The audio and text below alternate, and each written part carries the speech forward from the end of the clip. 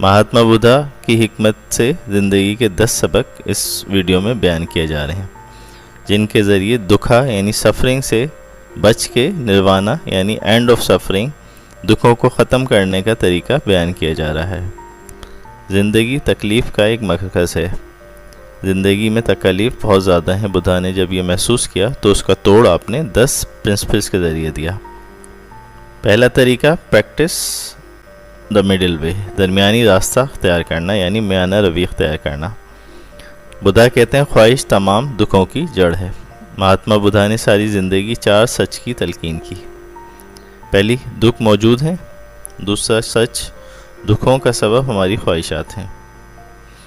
तीसरा, दुखों से निजात के लिए ख्वाहिशात को तर्क करना होगा। और चौथा, उस रास्ते को पाना और उस पर चलना है जिस पे कम तरीन दुख हैं। बुद्धा के मुताबिक